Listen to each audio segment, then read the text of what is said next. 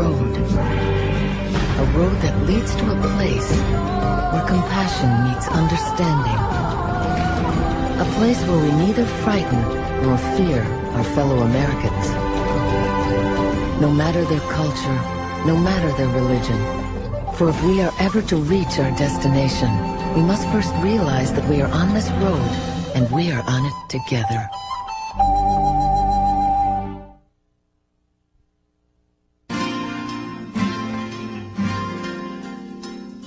Hi, I'm Nancy. I'm 15 and I live just outside of Boston, Massachusetts. I love to hang out with my friends and talk on the phone. Since the events of September 11th, I've been kind of nervous about the whole terrorist thing. Honestly, I've heard a lot about Muslims on the TV and stuff, but I'm not sure what to believe. Hi, my name is Miriam. I'm 13 years old, and I live in a small town in New Jersey. I love to go on the internet and hang out with my friends. I'm a Muslim since I practice the Islamic faith. Since September 11th, I noticed that a lot of people have been afraid of all Muslims. I don't think that's fair. This is the true story of what happened when Noggin asked Miriam to show Nancy what it was like to live her life. After September 11th, I think church has become more important to me.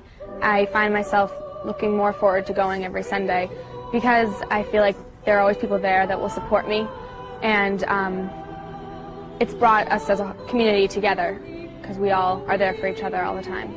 The authorities now suspect that the attack was orchestrated by a group of Islamic militants. We're getting more news on that. Nowadays you always hear the words Muslim, Arab, and terrorist together, and I don't really know what to believe and what not to believe because some people are saying, you know, all Muslims are bad, some people are saying only a few are to blame, and it's just really confusing and I don't know what to think.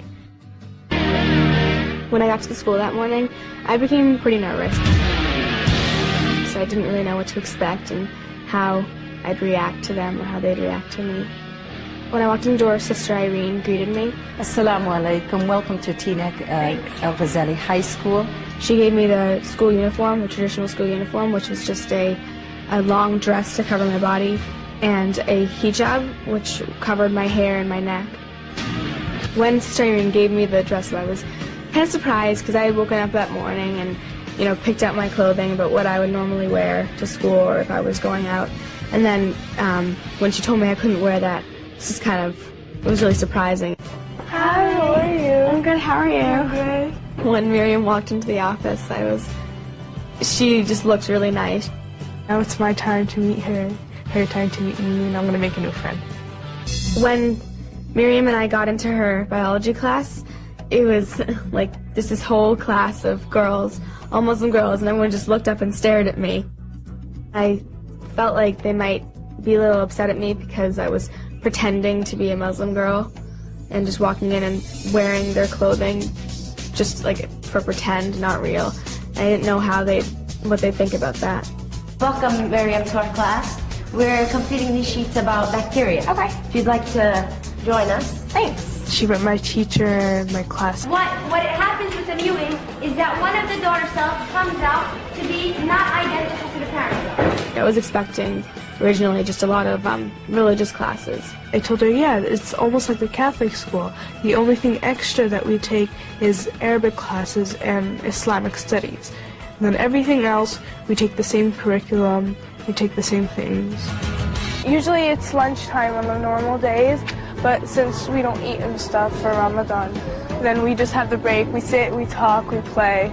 And she told me that they were fasting because it was the month of Ramadan, which is like a really holy period to them, and they don't eat between sunrise and sunset. The reason that we fast is because we want to feel how the unfortunate people feel. They don't have food or drink, and sometimes they even sleep without eating or drinking anything.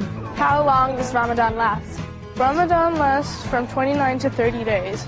Miriam also explained to me that Ramadan is one of the most holiest times of their year, kind of like a Christmas or Easter is to my family. Miriam then told me that it was time to pray, but first we had to go make wudu, which was basically cleaning your body. The first 3 years, you have to wash your hands. You wash your hands and then you get the water in between your fingers. We had to wash many parts of our body, our feet, our hands, our neck, our hair, our face. We even had to wash our nostrils and our mouth. I taught Nancy about wudu, which is cleansing before prayer. It's a very specific way of purifying yourself before you worship God. Cleanliness is a big part of being a Muslim.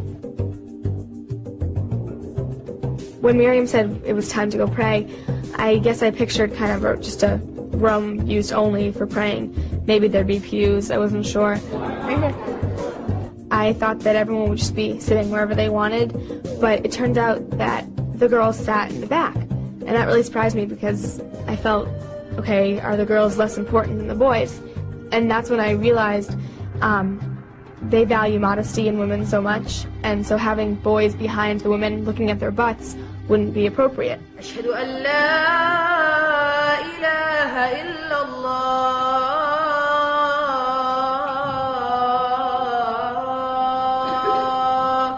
A young boy stood up and did the call to prayer, which was their way of saying it was time for everyone to pray to God now.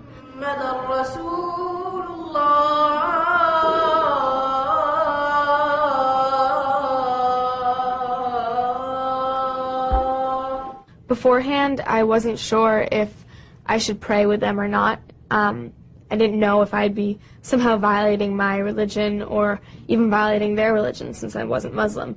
But then when the time came, it just felt right, so I joined them. Allahu Akbar. It made me feel good that Nancy cared enough to do the things that I do in my ordinary daily life. Allahu Akbar. One thing I noticed was that it was all about peace and love and being kind to others. And it was really different from what I thought it would be like, because on TV they're always showing these images of anger